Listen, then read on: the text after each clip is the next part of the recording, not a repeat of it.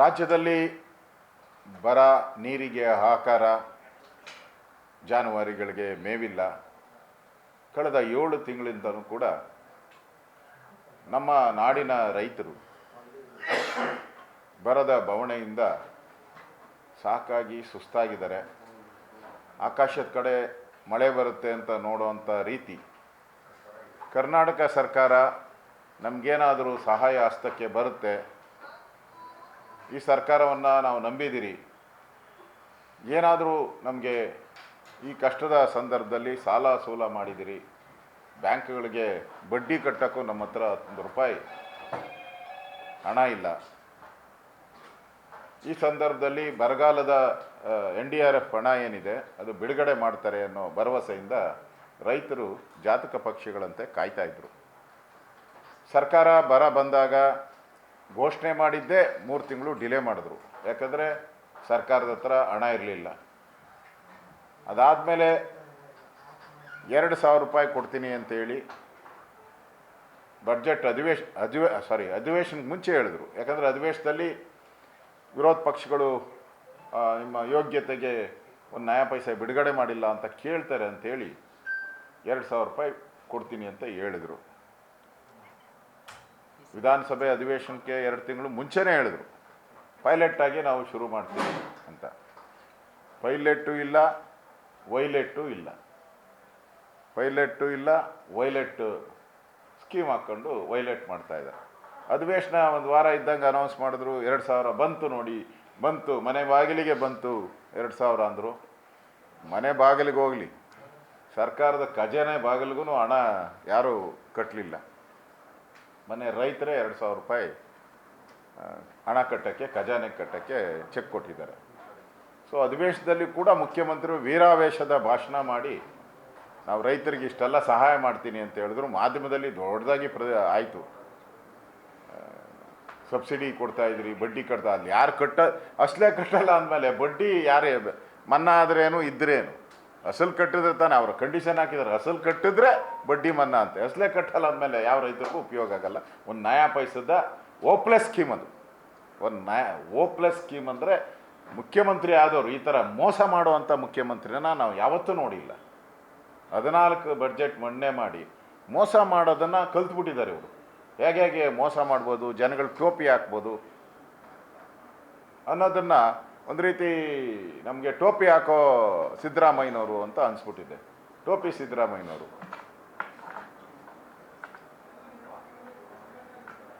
ಇದುವರೆಗೂ 1 ರೂಪಾಯಿನೂ ಬಿಡುಗಡೆ ಮಾಡಿಲ್ಲ. ಮೊನ್ನೆ ಇದು 7 ತಿಂಗಳ ಕತೆ, ಇದು ರೈತರ ಕತೆ, ರೈತರ ಕಣ್ಣೀರು. ಅದೇನೋ ಗೋವಿನ ಕಣ್ಣೀರು ಅಂತಾರಲ್ಲ, ಹಂಗೆ ಇದು ರೈತರ ಕಣ್ಣೀರು. ಆದರೆ ಮೊನ್ನೆ ಯಾವುದೋ ಒಂದು ಮುಲ್ಲಾಗಳ ಸಭೆಯಲ್ಲಿ ವೀರಾವೇಶದ ಭಾಷಣ ಮಾಡೋದು, ಅದು ಎಲ್ಲಿ ಬಂತೋ ಸ್ಪಿರಿಟ್ ಗೊತ್ತಿಲ್ಲ. ವೀರಾವೇಶದ ಭಾಷಣ ಮಾಡಿ ಮುಲ್ಲಾಗಳಿಗೆ 10,000 ಕೋಟಿ ಕೊಡ್ತೀನಿ ಅಂದರು.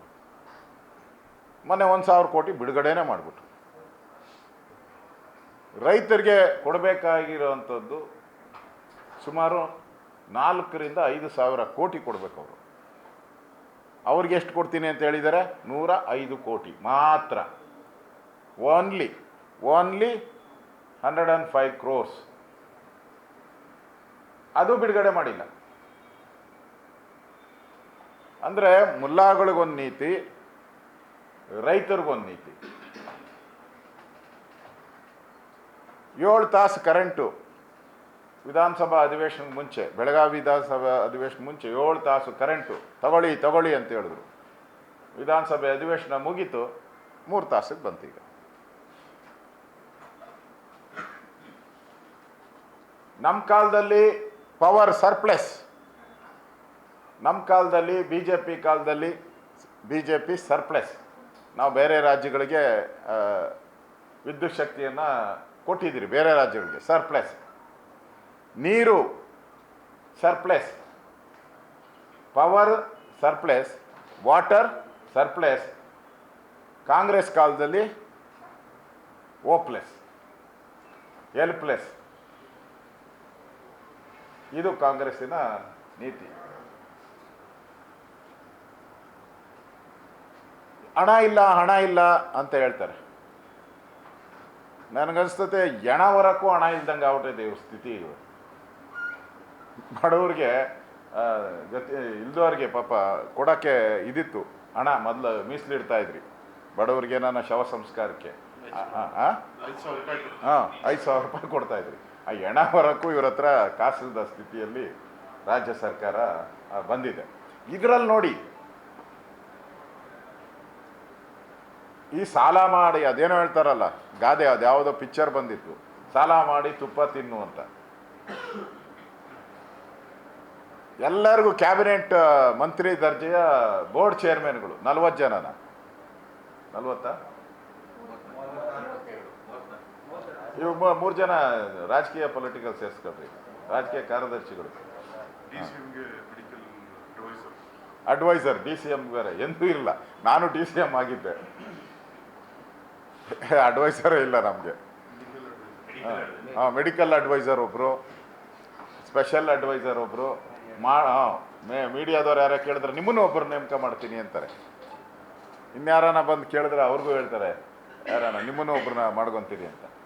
ಅಂದರೆ ಎಷ್ಟು ಉಡಾಫೆ ಸರ್ಕಾರ ಇದು, ಉಡಾಫೆ ಸರ್ಕಾರ. ಇಲ್ಲಿ ರೈತರಿಗೆ ಕೊಡೋಕ್ಕೆ ದುಡ್ಡಿಲ್ಲ. ಈಗ ಇವರೆಲ್ಲರಿಗೂ ಮನೆ ಬಾಡಿಗೆ ಅದು ಇದು ಖರ್ಚು ಇದೆಲ್ಲ ಅಂತ ಹೇಳಿದ್ರೆ 106 ಕೋಟಿ ರೂಪಾಯಿ ಖರ್ಚು ಬರ್ತದೆ. ಇವರ ಕಳೆದ ಮುಂದೆ ಉಳಿದಿರೋ 4.5 ವರ್ಷದಲ್ಲಿ ಸುಮಾರು ಕೋಟ್ಯಾಂತರ ರೂಪಾಯಿ ದುಡ್ಡು ಖರ್ಚು ಬರ್ತದೆ. ಇದು ರೈತರು ಕೊಡೋಕ್ಕೆ ನಿಮ್ಮ ಯೋಗ್ಯತೆಗೆ ಹಣ ಇಲ್ಲ. ದುಂದು ವೆಚ್ಚ ಮಾಡೋಕ್ಕೆ, ಮಜಾ ಮಾಡೋಕ್ಕೆ ಅಡ್ವೈಸರ್ಗಳನ್ನ ನೇಮಕಾತಿ ಮೇಲೆ ನೇಮಕಾತಿ ಅಡ್ವೈಸರ್ಗಳು, ಇದಕ್ಕೆಲ್ಲ ಎಲ್ಲಿಂದ ಬರ್ತದೆ ದುಡ್ಡು?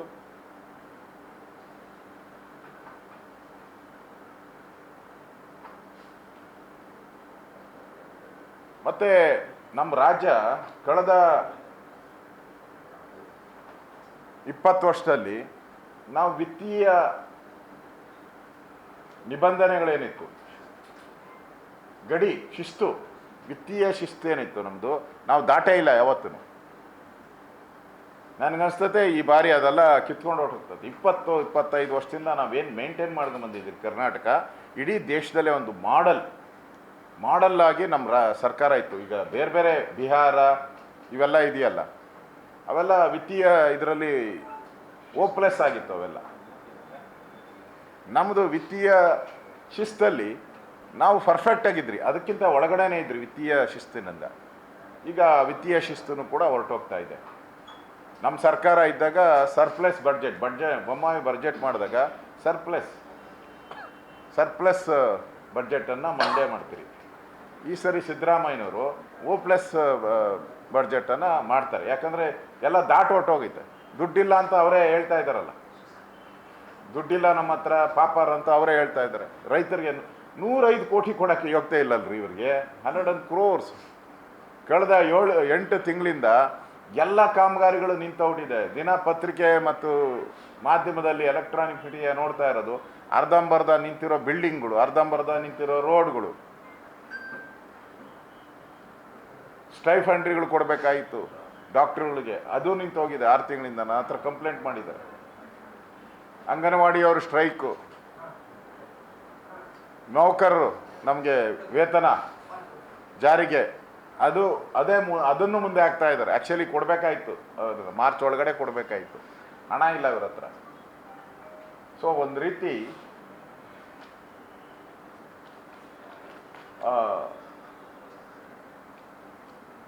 ಸರ್ಕಾರ ದಿವಾಳಿ ಆಗಿರೋದಕ್ಕೆ ಇದಕ್ಕಿಂತ ಬೇರೆ ಇದಿಲ್ಲ. ನಾವು ಅದಕ್ಕೆ ಅಧಿವೇಶನಕ್ಕೆ ಮುಂಚೆನೂ ಕೂಡ ಹಲವಾರು ಜಿಲ್ಲೆಗಳಿಗೆ ಸುಮಾರು ನಮ್ಮ BJP ತಂಡ ಎಲ್ಲ ಜಿಲ್ಲೆಗಳಿಗೂ ಭೇಟಿ ಮಾಡಿತ್ತು. ನಾನು ಕೂಡ ಸುಮಾರು 7-8 ಜಿಲ್ಲೆಗಳಲ್ಲಿ ಬರ ಅಧ್ಯಯನಕ್ಕೆ ಹೋಗಿದ್ದೆ. ನಾವು ಇವತ್ತು ಬರುತ್ತೆ ನಾಳೆ ಬರುತ್ತೆ ಅಂತ ಕಾಯ್ತಾ ಇದ್ರಿ, ಬರಲಿಲ್ಲ. ಅದರಿಂದ ಈ ಸರ್ಕಾರದ ವಿರುದ್ಧವಾಗಿ ನಾಳೆ ಕೋಲಾರದಲ್ಲಿ ಒಂದು ಬೃಹತ್ ಪ್ರತಿಭಟನೆಯನ್ನು ಮಾಡ್ತಾ ಇದ್ದೀರಿ. ರೈತರಿಗೆ ಪರಿಹಾರ ಕೊಡಿ, ಇಲ್ಲ ಕುರ್ಚಿ ಬಿಡಿ. ರೈತರಿಗೆ ಪರಿಹಾರ ಕೊಡಿ, ಇಲ್ಲ ಕುರ್ಚಿ ಬಿಡಿ ಅನ್ನೋ ಹೋರಾಟವನ್ನು ನಾಳೆ ಕೋಲಾರದ ಜಿಲ್ಲಾ ಕಚೇರಿಗೆ ಮುತ್ತಿಗೆ ಹಾಕೋ ಮುಖಾಂತರ ನಾವು ಹೋರಾಟವನ್ನು ಪ್ರಾರಂಭ ಮಾಡ್ತಾ ಇದ್ದೀರಿ. ಅದೇ ರೀತಿ ನಾಡಿದ್ದು 30ನೇ ತಾರೀಕು ದೊಡ್ಡಬಳ್ಳಾಪುರದಲ್ಲಿ ಏನು 7 ಗಂಟೆ ಕರೆಂಟ್ ಕೊಡ್ತೀನಿ ಅಂತೇಳಿ 3 ಗಂಟೆಗೆ ಇಳಿಸಿದ್ದೀರಾ. ಮತ್ತು ಅಲ್ಲಿ ಆಸ್ಪತ್ರೆಗಳು ನಮ್ಮ ಕಾಲದಲ್ಲಿ ಎಲ್ಲ ಸ್ಯಾಂಕ್ಷನ್ ಆಗಿದ್ದ ಆಸ್ಪತ್ರೆಗಳು, ಕಾಮಗಾರಿಗಳು ಕಳೆದ 8 ತಿಂಗಳಿಂದಲೂ ಒಂದೇ ಒಂದು ನಯಾ ಪೈಸೆನೂ ಬಿಡುಗಡೆ ಮಾಡಿಲ್ಲ, ವರ್ಕ್ ಆರ್ಡ್ರು ಕೊಟ್ಟಿಲ್ಲ. ಕಾಮಗಾರಿ ನಿಂತಿರೋದಕ್ಕೆ ಮತ್ತು ಅಲ್ಲಿ ರೈತರಿಗೆ 7 ಗಂಟೆ ವಿದ್ಯುತ್ ನಿರಂತರ ವಿದ್ಯುತ್ ಕೊಡದೇ ಇರೋದಕ್ಕೆ ದೊಡ್ಡಬಳ್ಳಾಪುರದಲ್ಲೂ ಕೂಡ ಹೋರಾಟವನ್ನು ನಾನು 30ನೇ ತಾರೀಕು ಮಾಡ್ತಾಯಿದ್ದೀನಿ. ಅದೇ ರೀತಿ ಕಾಫಿ ಬೆಳೆಗಾರರಿಗೆ ಏನಿತ್ತು, ಅವ್ರಿಗೆ ಯಾರು ಉಳುಮೆ ಮಾಡ್ತಾ ಇದ್ದಾರೋ ಅವರಿಗೆಲ್ಲ ನಾವು ವಿಧಾನಸಭೆಯಲ್ಲಿ ಬಿಲ್ ಮಂಡನೆ ಮಾಡಿ ಲೀಸ್ಗೆ ಅವ್ರಿಗೆ ಜಮೀನನ್ನು ಕೊಟ್ಟಿದ್ರಿ. ಅದನ್ನು ವಿಧಾನಸಭೆಯಲ್ಲಿ 2 ಸದನದಲ್ಲಿ ಪಾಸು ಕೂಡ ಆಗಿದೆ. ಅದಕ್ಕೆ ರೂಲ್ಸ್ ಫ್ರೇಮ್ ಏನಿತ್ತು ರೂಲ್ಸ್ ಫ್ರೇಮು ಮಾಡಿದಿರಿ, ಆದೇಶ ಏನಿತ್ತು ಆದೇಶನೂ ಇಶ್ಯೂ ಮಾಡಿದಿರಿ. ಆದರೆ ಜಿಲ್ಲಾಧಿಕಾರಿಗಳು ಯಾರು ಕೂಡ ಇದ್ರ ಬಗ್ಗೆ ರೈತರಿಗೆ ಸಹಾಯ ಮಾಡುವಂಥ ದೃಷ್ಟಿಯಿಂದ ಅವ್ರಿಗೇನು ಹಣ ಕಟ್ಟಿಸ್ಕೊಬೇಕಾಯಿತು, ಯಾರ ಹತ್ರನೂ ಹಣ ಕಟ್ಟಿಸ್ಕೊತಾ ಇಲ್ಲ. ಅವ್ರಿಗೆ ಕಳೆದ 7 ತಿಂಗಳಿಂದ ಮೋಸ ಮಾಡ್ತಾಯಿದ್ದಾರೆ. ಇದರ ವಿರುದ್ಧ ಕಾಫಿ ಬೆಳೆಗಾರರ ಒಂದು ಹೋರಾಟಕ್ಕೆ ಕೂಡ ನಾನು ಹೋಗೋದಿದ್ದೀನಿ. ಅದನ್ನು ಕೂಡ ಜನವರಿ 10ನೇ ತಾರೀಕು ಒಳಗಡೆ ಒಂದು ಡೇಟ್ ಫಿಕ್ಸ್ ಮಾಡಿ ಅಲ್ಲಿ ನಾವು ಫೆಬ್ರವರಿಯಲ್ಲಿ ಹೋರಾಟವನ್ನು ಮಾಡ್ತಾಯಿದ್ದೀರಿ. ಇದೇ ರೀತಿ ಗದಗಲ್ಲೂ ಕೂಡ ಅಲ್ಲಿ ನಮ್ಮ CC ಪಾಟೀಲ್ ಅವರು ಇದ್ದಾರೆ, ಅವ್ರಿಗೂ ಹೇಳಿದ್ದೀನಿ ಈ ರೈತ ವಿರೋಧಿ ನೀತಿಯ ಸರ್ಕಾರದ ವಿರುದ್ಧವಾಗಿ ಅಲ್ಲೂ ಕೂಡ ಜಿಲ್ಲಾಧಿಕಾರಿ ಕಚೇರಿಗೆ ಮುತ್ತಿಗೆ ಹಾಕುವಂಥ ಕೆಲಸಕ್ಕೆ ಮಾಡಿದ್ದೀರಿ. ಈ ಥರ ಎಲ್ಲ ಜಿಲ್ಲೆಗಳಲ್ಲಿ ನಾನು ಮತ್ತು ವಿಜೇಂದ್ರ ಅವರು ಸರ್ಕಾರದ ವಿರುದ್ಧ ರೈತರಿಗೆ ಬರದ ಹಣ ಬಿಡುಗಡೆ ಮಾಡಿ ಇಲ್ಲ ಕುರ್ಚಿ ಬಿಡಿ ಈ ಹೋರಾಟವನ್ನು ನಾವು ಪ್ರಾರಂಭವನ್ನು ಮಾಡ್ತಾಯಿದ್ದೀವಿ. ಎರಡನೇದು ಭಾಳ ಪ್ರಮುಖವಾದಂಥದ್ದು, ಮೊನ್ನೆ ತಾನೇ ಅಯೋಧ್ಯೆಯಲ್ಲಿ ರಾಮ ಮಂದಿರ ಪ್ರಾರಂಭ ಆಗಿ ಇಡೀ ಪ್ರಪಂಚದಲ್ಲೇ ಅದೊಂದು ದೊಡ್ಡ ಯಾತ್ರಾ ಸ್ಥಳವಾಗಿ ಪರಿವರ್ತನೆ ಆಗ್ತಾ ಇದೆ. ಭಾಳಷ್ಟು ಆರ್ಟಿಕಲ್ಗಳು ನಾನು ನೋಡಿದೆ. ಈ ಎಲ್ಲ ತಿರುಪತಿ ಬಿಟ್ಟರೆ ಅದು ನೆಕ್ಸ್ಟು ಅದೇ ಹೈಯೆಸ್ಟು. ವ್ಯಾಟಿಕನ್ ಇರ್ಬೋದು, ಮತ್ತು ಮುಸ್ಲಿಮರ ಪವಿತ್ರ ಸ್ಥಳ, ಇವೆಲ್ಲವನ್ನು ಮೀರಿಸಿ ಜನ ಅಲ್ಲಿಗೆ ಬರ್ತಾ ಇದ್ದಾರೆ ಅಂತ ಒಂದು ಮಾತುಗಳು ಬಂದಿದೆ. ಮಂಡ್ಯದಲ್ಲೂ ಕೂಡ ಈ ಸಂದರ್ಭದಲ್ಲಿ ಒಂದು ಹನುಮ ಧ್ವಜವನ್ನು ಸುಮಾರು 108 ಅಡಿ ಹನುಮ ಧ್ವಜವನ್ನು ಗ್ರಾಮ ಪಂಚಾಯಿತಿಯ ಅನುಮೋದನೆಯೊಂದಿಗೆ, ಅಂಡರ್ಲೈನ್, ಗ್ರಾಮ ಪಂಚಾಯಿತಿಯ ಅನುಮೋದನೆಯೊಂದಿಗೆ ಅಲ್ಲಿ ಧ್ವಜವನ್ನು ಹಾರಾಟ ಮಾಡಿದರು.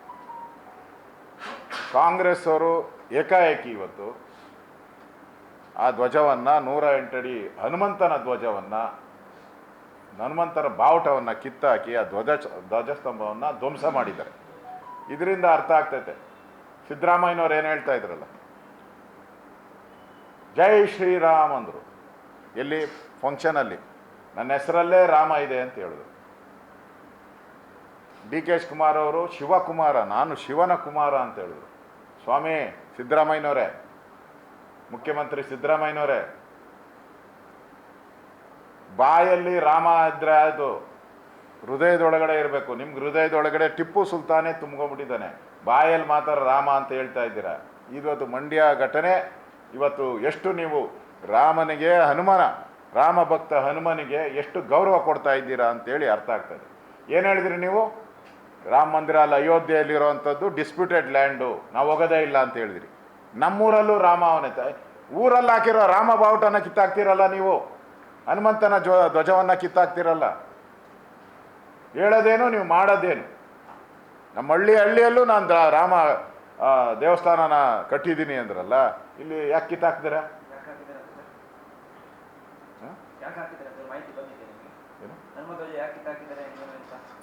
ಯಾಕೆ ಕಿತ್ತಾಕಿದ್ದಾರೆ ಅಂದರೆ ಕಾಂಗ್ರೆಸ್ ಚಿತಾವಣೆಯಿಂದ ಕಿತ್ತಾಕಿದ್ದಾರೆ ಅಷ್ಟೇ. ನೇರವಾಗಿ ಕಾಂಗ್ರೆಸ್ಸೇ ಇದಕ್ಕೆ ಕಾರಣ. ಅವ್ರನ್ನ ಉದ್ಘಾಟನೆ ಕರೆದಿಲ್ಲ ಅನ್ನೋದು ಇರ್ಬೋದನ್ನು ಮೋಸ್ಟ್ಲಿ. ಹಳ್ಳಿಯವರೇ ಮಾಡ್ಕೊಂಡಿರೋದು ಈ ಕಾರ್ಯಕ್ರಮ, ನಾವು ಯಾರು ಹೋಗಿಲ್ಲ ಇಲ್ಲಿ. ಹಳ್ಳಿಯವರು ಪ್ರೀತಾ ಭೇಟಿ ಕೊಡ್ತೇವೆ.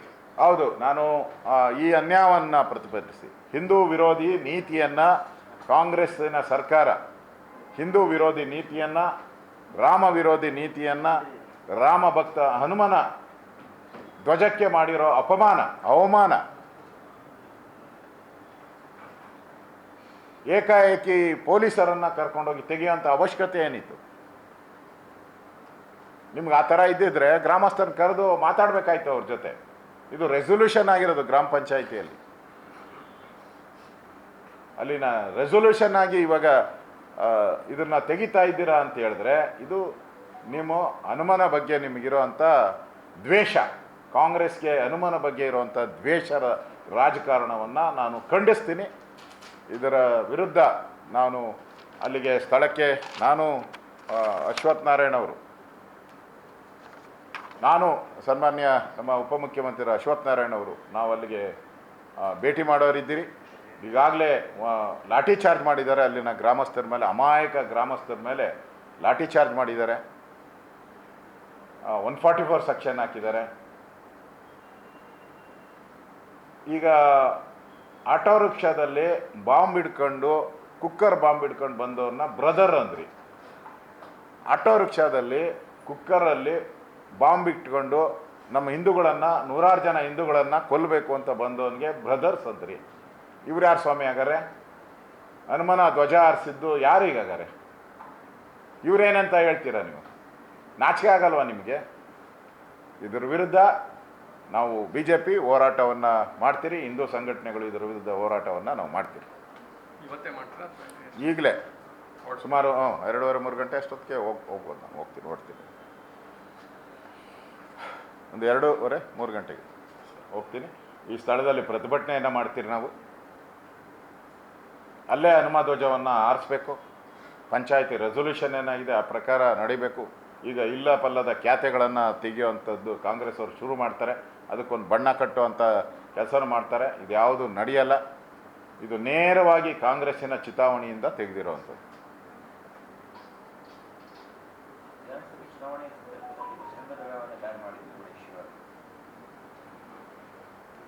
ಇದು ಬರೋದೇನ ಕೇಳ್ತೀರಾ ಅಷ್ಟೇ. ಸರ್, ಈಗ ಬರೋದು ಅವರು ಕಾಂಗ್ರೆಸ್ ಸರ್ಕಾರ ಹೇಳ್ತಾ ಇರುವಂಥದ್ದು ಕೇಂದ್ರದಿಂದ ಪರಿಹಾರ ಇನ್ನೂ ವಿಳಂಬ ಆಗ್ತಾ ಇದೆ. ನಾವು ಮೆಮೊರಾಂಡಮ್ ಕೊಟ್ಟಿದ್ದೀವಿ, ಪ್ರಧಾನಿಯನ್ನು ಕೂಡ ಭೇಟಿ ಮಾಡಿದ್ದಾರೆ, ಆದರೂ ಪರಿಹಾರ ಸಿಕ್ಕಿದೆ. ಮೊದಲು ಕೇಂದ್ರ ಸರ್ಕಾರ ಪರಿಹಾರ ಕೊಟ್ಟಿದೆ. ಒಳ್ಳೆ ಕ್ವಶನ್, ವೆರಿ ಗುಡ್ ಕ್ವಶನ್. ಸಿದ್ದರಾಮಯ್ಯನವ್ರಿಗೆ ಓದಕ್ಕೆ ಬರುತ್ತಲ್ಲ, ಲಾಯರ್ ಅವರು, ನನಗನ್ಸುತ್ತೆ ಓದಕ್ಕೆ ಬರುತ್ತೆ ಅಂತ ತಿಳ್ಕೊಂಡಿದ್ದೀನಿ. ಓದ್ತಾರೆ ಅಂತ ನಾನು ತಿಳ್ಕೊಂಡಿದ್ದೀನಿ. ಜ್ಞಾನಿಗಳು ಅಂತಲೂ ತಿಳ್ಕೊಂಡಿದ್ದೀನಿ. ಓದಲಿ, ಅವರು ಪುಸ್ತಕ ಓದಲಿ. ಪುಸ್ತಕನೇ ಇದೆಯಲ್ಲ ನಮ್ಮ ಸರ್ಕಾರ, ನಮ್ಮ BJP ಸರ್ಕಾರ. ನಾನು ರೆವಿನ್ಯೂ ಮಿನಿಸ್ಟರ್ ಆಗಿದ್ದೆ, ಬಸವರಾಜ ಬೊಮ್ಮಾಯಿಯವರು ಮುಖ್ಯಮಂತ್ರಿಗಳಾಗಿದ್ದರು, ಯಡಿಯೂರಪ್ಪನವರು ಮುಖ್ಯಮಂತ್ರಿಗಳಾಗಿದ್ದರು. ಆ ಸಂದರ್ಭದಲ್ಲಿ ಬರ ಬಂದಿದೆ, ಫ್ಲಡ್ ಆಗಿದೆ, ಕೋವಿಡ್ಡು ಬಂದಿದೆ. ಇವೆಲ್ಲ ಕೆಲಾಮಿಟಿ ಅಂತಲೇ, ಬರ, ಕೋವಿಡ್ಡು ಮತ್ತು ಪ್ರವಾಹ, ಇದೆಲ್ಲನೂ ಕೆಲಾಮಿಟಿನಿ. ಇವಂತೂ ಕೆಲಾಮಿಟಿ ಅಂತ ಇವೆರಡು, ಬರ ಮತ್ತು ಫ್ಲಡ್ಡು. ನಾವೇನು ಮಾಡಿದ್ದೀರಿ? ಕೆಲಾಮಿಟಿ ಆದಾಗ ಒಂದೇ ಒಂದು ತಿಂಗಳಲ್ಲಿ ನಾವು ಹಣವನ್ನು ರೈತರಿಗೆ ಅವರ ಅಕೌಂಟ್ಗೆ ಡೈರೆಕ್ಟಾಗಿ DBT ಮುಖಾಂತರ ಹಾಕಿದ್ದೀರಿ. ಡೈರೆಕ್ಟಾಗಿ DBT ಮುಖಾಂತರ ಅವರ ಹಣವನ್ನು ಒಂದೇ ತಿಂಗಳಲ್ಲಿ. ಅವಾಗ ಯಾವ ಕೇಂದ್ರ ಸರ್ಕಾರ ಇತ್ತು? ಅವಾಗ ಇದೇ ಕೇಂದ್ರ ಸರ್ಕಾರ ಇತ್ತು. ಅವಾಗೇನೋ ನಮ್ಗೆ ಹಣ ಕೊಟ್ಟಿದ್ರಾ? ಏನು ಕೊಟ್ಟಿರಲಿಲ್ಲ. ಅವ್ರದ್ದು ಪ್ರೊಸೀಜರ್ ಇದೆ. ನಮ್ಗೆ ಹೆಂಗೆ ಪ್ರೊಸೀಜರ್ ಇದೆಯೋ ಕೇಂದ್ರ ಸರ್ಕಾರಕ್ಕೂ ಒಂದು ಪ್ರೊಸೀಜರ್ ಇದ್ದಾರೆ. ಮನಮೋಹನ್ ಸಿಂಗ್ ಇದ್ದಾಗ ಏನು ಮಾಡಿದರು? ತಾವು ಕೇಳಬೇಕು ಅವ್ರನ್ನ. ಮನಮೋಹನ್ ಸಿಂಗ್ ಇದ್ದಾಗ ಹೆಂಗೆ ಬಿಡುಗಡೆ ಮಾಡಿದ್ರು ಅವರು ಸೇಮ್ ತಾನೇ ಹೆಂಗೆ ಬಿಡುಗಡೆ? ನಾನು ಕೊಡ್ತೀನಿ. 9 ತಿಂಗಳಾದಮೇಲೆ ಬಿಡುಗಡೆ ಮಾಡಿದ್ದಾರೆ. ಮನಮೋಹನ್ ಸಿಂಗ್ ಅವರು 9 ತಿಂಗಳು, 10 ತಿಂಗಳು, 1 ವರ್ಷ ಆದಮೇಲೆ ಬಿಡುಗಡೆ ಮಾಡಿದ್ದಾರೆ. ಒಂದೇ ರಾಜ್ಯದಲ್ಲಿ ಏನು ಬರ ಇಲ್ಲ, ಸುಮಾರು 15-16 ರಾಜ್ಯಗಳಲ್ಲಿ ಬರ ಇದೆ. ಈಗ ನಮ್ಮ ರಾಜ್ಯದಲ್ಲಿ ಬರ ಅಂತ ಇಟ್ಕೊಳ್ಳಿ. ನನಗೆ ಭಾಳ ಪ್ರೀತಿ ಇದೆ, ನಾನು ಇಂಥ ಒಂದು ಬಳ್ಳಾರಿಗೋಸ್ಕರ ನಾನು ಬಿಡುಗಡೆ ಮಾಡ್ತೀನಿ ಅಷ್ಟೇ, ಉಳಿದ ಜಿಲ್ಲೆ ಅನ್ನೋಕ್ಕಾಗುತ್ತಾ? ಬಿಡುಗಡೆ ಮಾಡಿದ್ರೆ ಎಲ್ಲ ರಾಜ್ಯಗಳಿಗೂ ಬಿಡುಗಡೆ ಮಾಡ್ತಾರೆ. ಈಗ ಎಲ್ಲ ರಾಜ್ಯಗಳು ಏನು ಮಾಡ್ತಾ ಇದ್ದಾರೆ? ಅವ್ರ ಖಜಾನೆಯಲ್ಲಿರೋ ಹಣವನ್ನು ಬಿಡುಗಡೆ ಮಾಡ್ತಾರೆ. ಕೇಂದ್ರ ಸರ್ಕಾರ ಕೊಟ್ಟ ತಕ್ಷಣ ಖಜಾನೆಗೆ ದುಡ್ಡು ಬರ್ತದೆ, ಅಲ್ಲಿ ಜಮಾ ಆಗೋಗ್ತದೆ ಅಷ್ಟೇ, ಸಿಂಪಲ್. ನಾವು ಮಾಡಿದ್ದೀರಲ್ಲ. ನಾವು ರೆವಿನ್ಯೂ ಮಿನಿಸ್ಟರ್ ಆಗಿ ನಾನೇ ಬಿಡುಗಡೆ ಮಾಡಿದ್ದೀನಿ. ಒಂದೇ ಒಂದು ತಿಂಗಳಲ್ಲಿ, ಡೀಟೇಲ್ ಕೊಡ್ತೀನಿ. 1 ತಿಂಗಳಲ್ಲಿ, 2 ತಿಂಗಳಲ್ಲಿ, ಒಂದು ಸರಿ ಒಂದೇ ತಿಂಗಳಲ್ಲಿ ಬಿಡುಗಡೆ ಮಾಡಿದ್ದೀನಿ, ಇನ್ನೊಂದು ಸರಿ 2 ತಿಂಗಳಲ್ಲಿ ಬಿಡುಗಡೆ ಮಾಡಿದ್ದೀನಿ. ರಾಜ್ಯ ಸರ್ಕಾರದ ಹಣವನ್ನು ಕೊಟ್ಟಿದ್ದೀರಿ ನಾವು. ಕೇಂದ್ರ ಸರ್ಕಾರ ಬಂದ ತಕ್ಷಣ ಹಣ ಅಲ್ಲಿ ಜಮಾ ಆಗ್ತೈತೆ, ನಮ್ಮ ಖಜಾನೆಗೆ ಜಮಾ ಆಗ್ತೈತೆ ಅಷ್ಟೇ. ಈ ಸಿಂಪಲ್ ಫಾರ್ಮುಲಾ ಇದೇ ನಡ್ಕೊಂಬಂದಿರೋದು. ಸುಮ್ಮನೆ ನೋಡ್ರಿ, ಇವ್ರ ಹತ್ರ ದುಡ್ಡಿಲ್ಲ, ಮೇಯ್ನ್ ಇರೋದು ಇವ್ರ ಹತ್ರ ಹಣ ಇಲ್ಲ. ಪಾಪರಾಗೋಗ್ಬಿಟ್ಟವ್ರೆ, ಪಾಪರ. ನೋಡಿ, ಇವಾಗ 5 ಗ್ಯಾರಂಟಿ ಏನು ಹೇಳಿದರು? ನಮ್ಮ ಸರ್ಕಾರ ಬಂದ ಫಸ್ಟ್ ಕ್ಯಾಬಿನೆಟ್ಟಲ್ಲೇ 5 ಗ್ಯಾರಂಟಿಯನ್ನು ಜಾರಿಗೆ ಮಾಡಿ ಜನಗಳಿಗೆ ದುಡ್ಡು ಕೊಟ್ಬಿಡ್ತೀನಿ ಅಂದರು. ಕೊಟ್ರಾ? ಕೊಡಲಿಲ್ಲ. ಗ್ಯಾರಂಟಿ ಕ್ಯಾಬಿನೆಟಲ್ಲಿ ಮಾಡಿದ್ರು, ಒಂದೊಂದು ಗ್ಯಾರಂಟಿ ಚಾಲು ಮಾಡೋಕ್ಕೆ 3 ತಿಂಗಳು 4 ತಿಂಗಳು ತಗೊಂಡಿದ್ದಾರೆ. ಯುವ ನಿಧಿಯನ್ನು ಮಾಡೋ ಅಂಥದ್ದಕ್ಕೆ, ಗ್ಯಾರಂಟಿ ಮಾಡೋ ಅಂಥದ್ದಕ್ಕೆ 8 ತಿಂಗಳು ತಗೊಂಡಿದ್ದಾರೆ. ಅದು ಏನೋ 2024ರಲ್ಲಿ ಅವರು ಪಾಸಾಗಿರ್ಬೇಕಂತೆ. ಎಂಥ ಹುಚ್ಚಿರ್ರಿ ಇದು ಸರ್ಕಾರ. ನಿರುದ್ಯೋಗಿ ಅಂದ್ರೆ ಯಾರ್ರೀ? ಕೆಲಸ ಸಿಗದೆ ಇರೋ 3 ವರ್ಷ 4 ವರ್ಷ 5 ವರ್ಷ ಅಪ್ಲೈ ಮಾಡಿ ನೋ ರಿಪ್ಲೈ ಹೊಡೆದವ್ರು ಅವರು ನಿರುದ್ಯೋಗಿಗಳು. ಅಂದರೆ ಮೋಸ ಮಾಡೋಕ್ಕೆ ಇವ್ರ ಅದೆಲ್ಲ ಹುಡುಕಿದ್ರೆ ಇವ್ರಿಗೆ ಎಷ್ಟು ಜನ ಸಿಗ್ತಾರೆ? ವರ್ಷಕ್ಕೆ ಒಂದು 5 ಲಕ್ಷ ಜನ ಬರ್ಬೋದು. ವರ್ಷಕ್ಕೆ ಅಂದಾಜು ಇಡೀ ರಾಜ್ಯದಲ್ಲಿ ಒಂದು 5 ಲಕ್ಷ ಜನ ಗ್ರ್ಯಾಜುಯೇಟ್ಸ್ ಆಚೆ ಬರ್ಬೋದು ಅಂದಾಜು. ಅದರಲ್ಲಿ ಸಿರಿವಂತರು ಎಷ್ಟಿದ್ದಾರೆ ನಿಮಗೆಲ್ಲ ಗೊತ್ತಾಗ್ತದೆ. ಇವ್ರು ಕೊಡೋದು ಎಷ್ಟು ಜನಕ್ಕೆ ಕೊಡ್ತಾರೆ? ಮೋಸ. ಎಲ್ಲ ಕರೆಂಟ್ ಏನು ಹೇಳಿದ್ರು? ಎಲ್ಲರಿಗೂ ಫ್ರೀ. ಮಾದೇವಪ್ಪ ನಿನಗೂ ಫ್ರೀ, ಇವನು ಕಾಕಾ ಪಾಟೀಲ್ ನಿನಗೂ ಫ್ರೀ ಅಂದರು. ಕೊನೆಗೆ ಕೊಟ್ಟರ ಫ್ರೀ ಎಲ್ಲ. ಇದು ಪಾರ್ಲಿಮೆಂಟ್ ಚುನಾವಣೆವರೆಗೂ ಗಿಮಿಕ್ ಅಷ್ಟೇ ಅವ್ರದ್ದು. ರಾಯರೆಡ್ಡಿ ಹೇಳಿದಾರಲ್ಲ, ಕರೆಕ್ಟಾಗಿ ಹೇಳಿದ್ದಾರೆ. ಯಾರು? ಫೈನಾನ್ಷಿಯಲ್ ಅಡ್ವೈಸರ್ CMಗೆ ಅವ್ರೇನು ಹೇಳಿದ್ದಾರೆ? ಇದೆಲ್ಲ ಭಾಳ ದಿನ ನಡೆಯಲ್ಲ, ನಾವು ಇನ್ನಷ್ಟು ಕಂಡೀಷನ್ಗಳು ಹಾಕಬೇಕು, ಇಲ್ಲಾಂದರೆ ಸರ್ಕಾರ ಪಾಪರಾಗುತ್ತೆ ಅಂತ ಹೇಳಿದ್ದಾರೆ. ಯಾರು? ನಾನಲ್ಲ ಹೇಳಿರೋದು, ಅವ್ರ ಪಾರ್ಟಿಯವರೇ ಹೇಳಿದ್ದಾರೆ. ಅವ್ರ ಪಾರ್ಟಿಯವರೇ ಆರ್ಥಿಕ ಸಲಹೆಗಾರರೇ ಹೇಳಿರೋದು. ಅದರಿಂದ ಈ ಸರ್ಕಾರದ ಇವತ್ತು ರೈತರಿಗೆ ಮೋಸ ಮಾಡೋಕ್ಕೋಸ್ಕರ ಬೇರೆಯವ್ರಿಗೆ ಕೊಡೋಕ್ಕೆ ಹಣ ಇದೆ, ಮುಲ್ಲಾಗಳು ಕೊಡೋಕ್ಕೆ ಹಣ ಇದೆ, ರೈತರು ಕೊಡೋಕ್ಕೆ ಹಣ ಇಲ್ಲ. ಅದರ ವಿರುದ್ಧ ಹೋರಾಟವನ್ನು ಪ್ರಾರಂಭ. Any question? ಹಾಗೇನೆ ರಾಮನಗರ ಕಾಂಗ್ರೆಸ್ MLA ಇಕ್ಬಾಲ್ ಹುಸೇನ್ ಅವರು ಹಿಂದೆ ಚುನಾವಣೆಗೂ ಮುಂಚೆ ಜನರಿಗೆ ಗಿಫ್ಟ್ ಕಾರ್ಡ್ ಅನ್ನು ಕೊಟ್ಬಿಟ್ಟು ಎಲೆಕ್ಷನ್ ನಿಂತು ಸ್ಪರ್ಧೆ ಮಾಡಿದ್ರು. ಅದಾದ ನಂತರ ಈಗ ಗಿಫ್ಟ್ ಕಾರ್ಡ್ ಅನ್ನು ಕೊಟ್ಟಿಲ್ಲ, ಗಿಫ್ಟ್ ಕೊಡ್ತಾ ಇಲ್ಲ ಅಂತ ಹೇಳ್ಬಿಟ್ಟು ಜನರೆಲ್ಲ ನಾಡೆ ತಗೋತಾ ಇದ್ದಾರೆ. ಜೊತೆಗೆ ಈಗ ಒಪ್ಕೊಂಡಿದ್ದಾರೆ ಅವರೇನೆ, ಅಂದ್ರೆ ಆಯ್ತು ಒಂದು ವಾರ 10 ದಿನ ಕೊಡ್ತೀನಪ್ಪ, ನಾನು ಕ್ಷೇತ್ರ ಜನರಿಗೆಲ್ಲ ಕೊಡ್ತೀನಿ ಕೊಡ್ತೀನಿ ಗಿಫ್ಟ್ ಕೊಡ್ತೀನಿ ಅಂತ ಹೇಳಿದ್ದಾರೆ. ಒಪ್ಕೊಂಡಿದ್ದಾರೆ ಅವರೇ ಗಿಫ್ಟ್ ಕಾರ್ಡ್ ಕೊಟ್ಟಿರೋದು. ಮೋದಿ ಗ್ಯಾರಂಟಿ ಏನಿದೆ ಅದು ಪಕ್ಕಾ ಗ್ಯಾರಂಟಿ. ರಾಮ ಮಂದಿರ ಕಟ್ತೀನಿ ಅಂದರು, ಕಟ್ಟಿದ್ರು. 370 ಆರ್ಟಿಕಲ್ನ ತೆಗಿತೀನಿ ಅಂದರು, ತೆಗೆದ್ರು. ಮತ್ತು ರೈತರಿಗೆ ಪ್ರತಿ ವರ್ಷ ಅವ್ರ ಅಕೌಂಟ್ಗೆ 6,000 ಹಾಕ್ತೀನಿ ಅಂದರು. ಪ್ರತಿ ವರ್ಷವೂ 1 ವರ್ಷನೂ ಮಿಸ್ ಮಾಡದೆ ಹಾಕಿದ್ದಾರೆ. Modi is the guarantee. Congress guarantee ಎಲ್ಲ ಡೂಪ್ಲಿಕೇಟ್.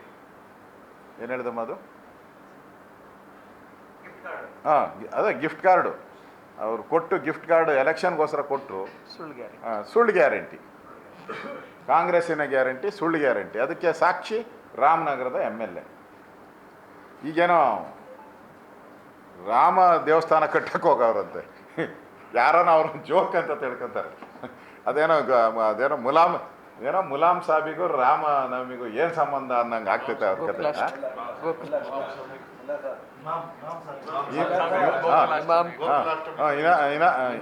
ಇಮಾಮ್ ಸ್ವಾಮಿಗೂ ಗೋಕುಲಾಷ್ಟಮಿಗೂ ಏನು ಸಂಬಂಧ ಅನ್ನಂಗೆ ಆಗ್ತೈತೆ. ಇಷ್ಟು ದಿನ ಅಲ್ಲ ರೀ, ಇಷ್ಟು ದಿನದ 70 ವರ್ಷದಿಂದ ರಾಮ್ ಬೆಟ್ಟ ಅಲ್ಲೇ ಐತಾ? ಅಲ್ಲ 70 ವರ್ಷದಿಂದ ಅಲ್ಲ 70 ವರ್ಷದಿಂದ ಎಲ್ಲಿತ್ತಪ್ಪ ರಾಮ್ ಬೆಟ್ಟ? ಅಲ್ಲೇ ಇತ್ತಲ್ಲಪ್ಪ. ಕಾಂಗ್ರೆಸ್ ಅವರೇ ತಾನೇ MLAಗಳಲ್ಲಿ. 1-2 ಸರಿ ಜನತಾದಳ ಬಿಟ್ಟರೆ ಉಳಿದವರೆಲ್ಲ ಕಾಂಗ್ರೆಸ್. ಅವಾಗೆಲ್ಲ ಬೆಟ್ಟ ಕಾಣಿಸಿರ್ಲಿಲ್ವಾ? ಅವಾಗ ಭೂಮಿ ಒಳ್ಕೊಬಿಟ್ಟಿತ್ತು ಬೆಟ್ಟ.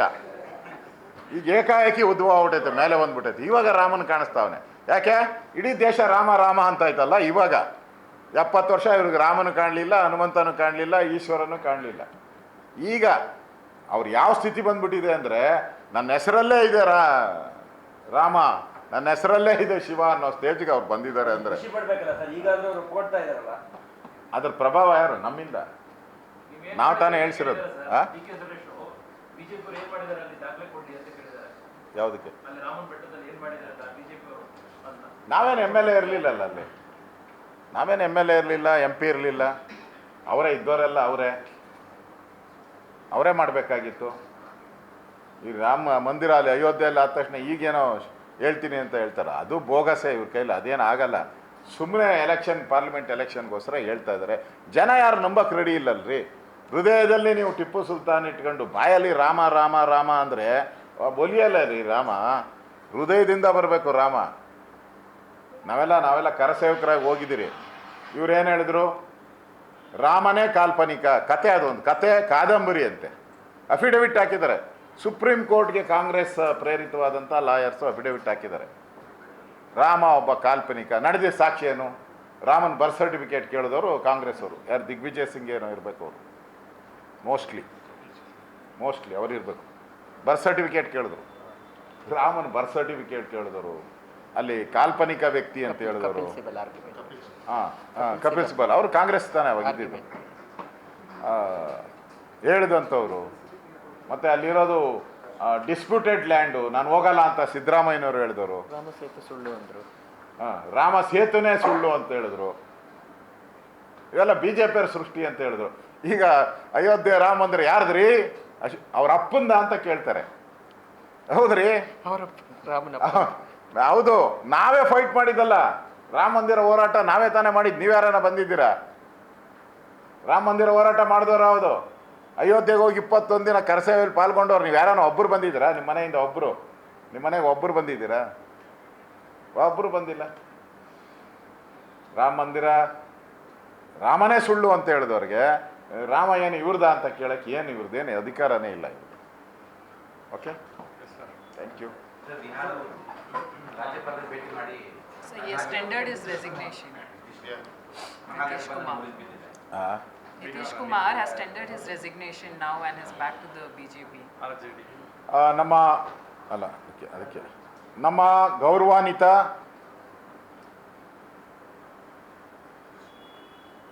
ನೆಹರು ಕುಟುಂಬದ ಪಳೆಯುಳಿಕೆ ರಾಜೀವ್ ಗಾಂಧಿ, ಸೋನಿಯಾ ಗಾಂಧಿಯವರ ಮಗ ಪ್ರಿಯಾಂಕಾ ಒಡೆಯರ್ ಅವರ ಸಹೋದರ, ವಾದ್ರಾ ಸಹೋದರ. ನಾನ್ಯಾಕೆ ಹೇಳಿ ಒಡೆ ಸುದ್ದಿ.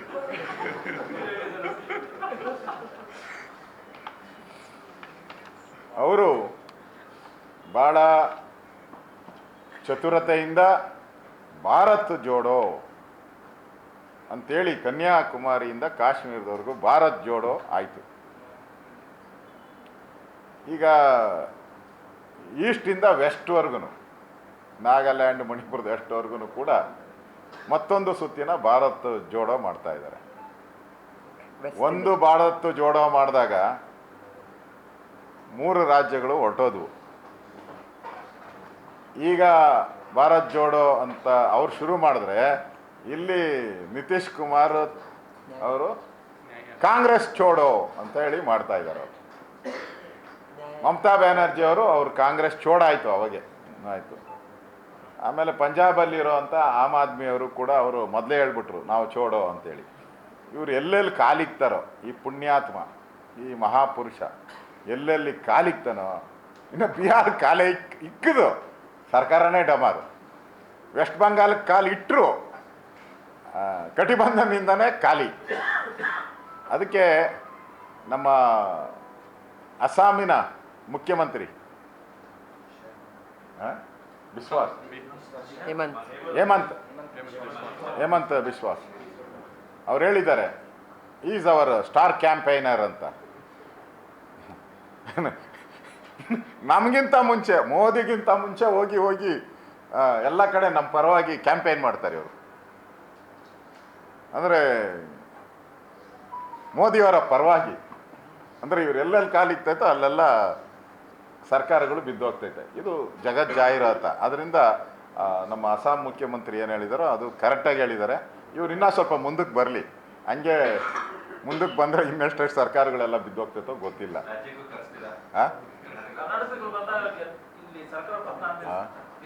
MP ಎಲೆಕ್ಷನ್ ಚುನಾವಣೆಗೆ ನಾವು ಮಾತಾಡ್ತಾ ಇರೋದು. ಈಗ ರಾಜ್ಯದ ಚುನಾವಣೆ ಮುಗಿದೋಗಿ 8 ತಿಂಗಳಾಗಿದೆ ಹೋಗಿ. ಓಕೆ